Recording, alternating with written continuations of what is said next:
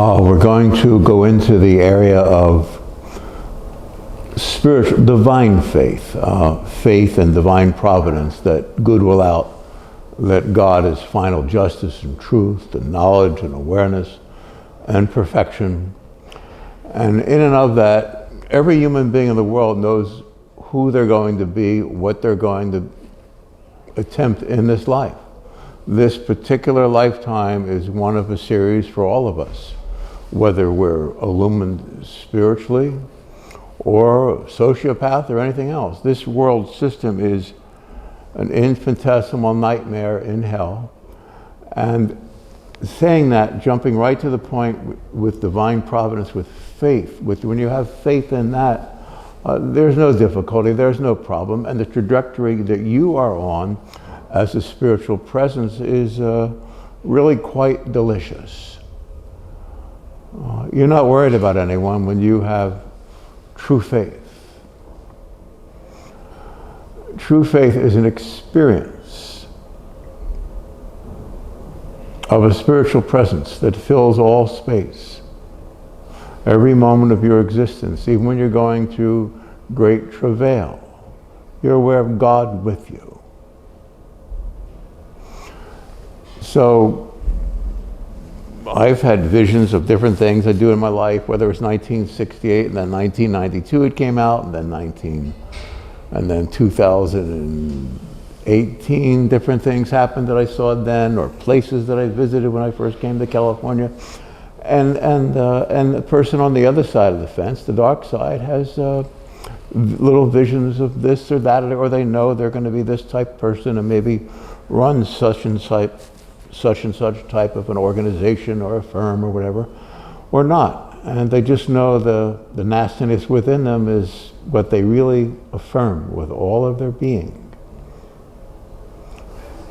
But we who are spiritual sometimes feel a bit of a failure. It's momentary because we look out at the world through the eyes of divine faith, in other words, we know that we will overcome this whole thing. Your visual field is eternity. You see through everything. You're living in the same place you live when you pass through all this madness, and as we'll see today, when all this ends, which will be on our watch, you see what you'll see in eternity. You're going to be the same person that you are. The sense of who you are will never even fade. It will grow in endless, beautiful spiritual vistas. Talk about gold and clouds and so forth. It's the only word I use. It's so minuscule. It's such a failing, but is infinite, because you'll expand infinitely in this sense of delicious sense of ecstasy, of heavenly joy and understanding and wisdom. And all the people you, like we begun with this, all the people you know, all the people you love will be with you. But they're not incidental. We're going to see them next Tuesday. Your mom and dad and those you love will be always with you. I smile because I feel the radiance of all my friends I grew up with, my grandmama, whatever, they're all here, but as spiritual presences, because they were then. They were the people you see in your neighborhood or someone in your family that's truly good, remarkably fine human being. And yet they go through the same garbage that we all go through, don't they? They've had an accident, their hip was hurt, their anything, your teeth are bad, or whatever it happens in life, relationships turn sour, even though you absolutely are right for someone. This world system is, like we say, a hell, and it causes everything to collide. All the AI on it is all messed up. You're here to fail. Unless you're spiritual, you're here to end the madness. You could say heal, but it's so much more than that. You will, in your daily walks and visions and your quiet times, be able to help and assist and alleviate pain and trauma from all those you love around you. It happens endlessly. When I can't talk to my sisters on the phone, or sometimes I get to them, haven't seen each other in a long time, and that's okay with all of us because my 4 sisters are spiritual, so they're always in my heart. I'm always with them. Lost my little brother Jimmy in the war, but he's always here in the purest sense because he transitioned early and is nowhere to be found except in these quiet moments. So we all have someone that's kind of mystical and wonderful and healing we hold in the highest regard, and the same as we began this little meditative moment together, there are the dark ones, and they're going to remain in this dark thing apparently forever if they choose, and that's okay, but it won't exist anymore in a plane of beingness that it can touch you, who are born to heal, to help. And you don't want to hurt anyone, do you? You want to succeed, you want to love, you want to care, you want to build, you want to grow, you want to understand, you want to comprehend. You of great faith, who understand the words just spoken. You know you're not even here. And the faith retained in your heart and soul was from the beginning. For you are from the beginning. You're spiritual, you're kind, you're understanding. You're resilient, aren't you? And the madness of this world has very little effect on you.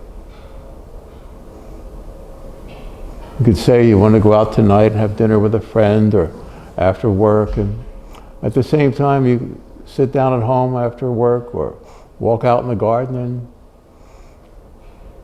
you're instantly refreshed by this sublime atmosphere that the wise among us still call God.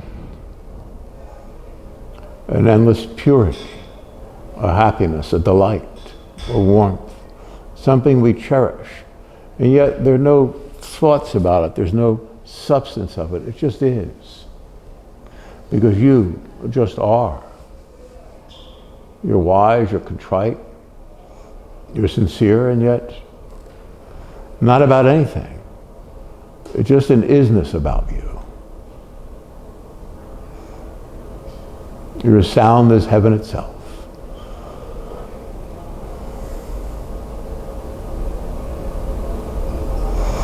And when you see someone of like mind, you are so grateful and gracious because we're here alone. And so if I run into certain friends I have that are spiritual, it's a quiet joy.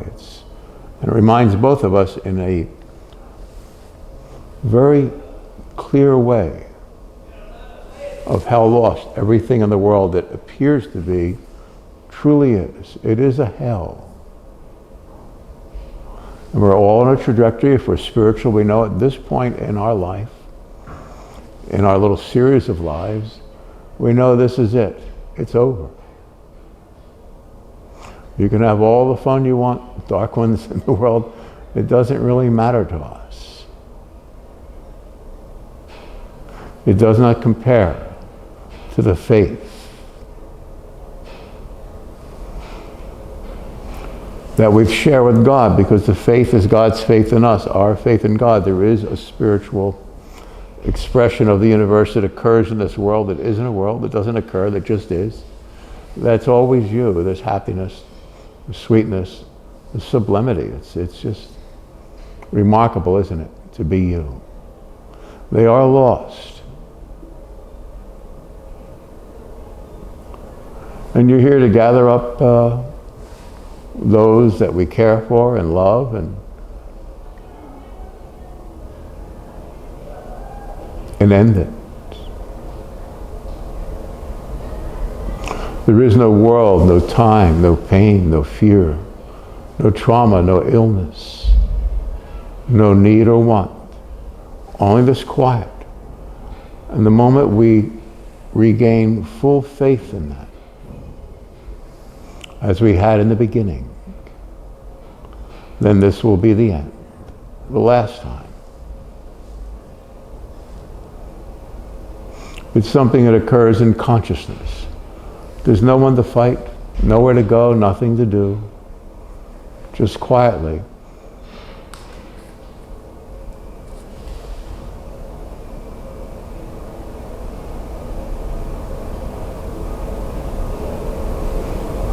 Remember, it'll all be gone in a whisper, a timeless moment.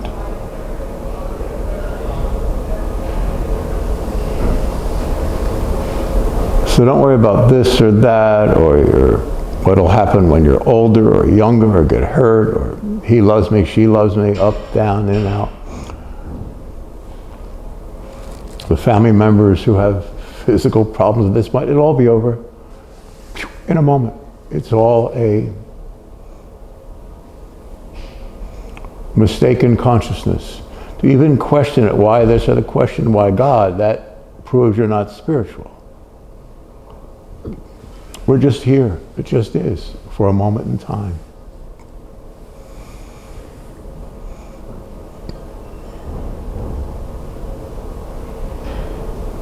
This time around, you will fulfill the dream you were born with.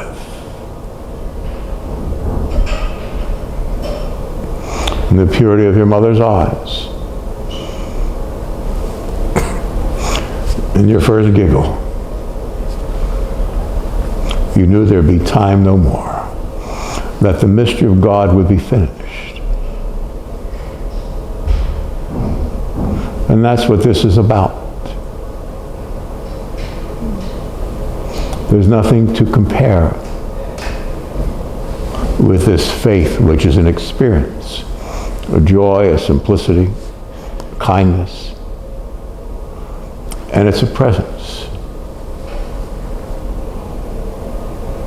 So you're not going to leave your body, you're going to disappear before the body, because it never was.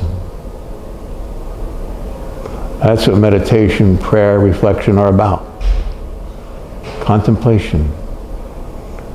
You let go of all the shoulds, and the coulds, and the worries. There's no desire. Even the good terms of joy or happiness are gone. In this place of invisibility where the divine truly is, beyond time or place. It's called enlightenment, nirvana, the beatific vision, the vision of God. Samadhi, it's all these terms. Satori, it's simple joy. It's like when you walk out in the nature and whatever happened before it isn't there anymore. It's just a little space where God meets the world head on, and you walk into it, and it never intrudes, and it always illumines, relieves, heals. And that's the effect you've had on people all through your life. And you don't realize it because the world won't give that to you. When you're surprised when someone thanks you for something that's of a deep spiritual nature, you're amazed because you just do what you do without thinking, don't you? Because you're good, you're kind, you're spiritual, and you're true.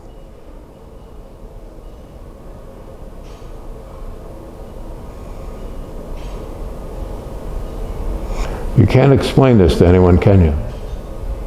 It's too deep. And it's utterly resilient.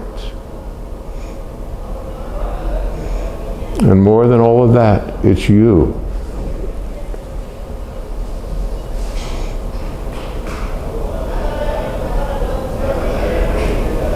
You're not here. We're not here. There never was a here. Only a God.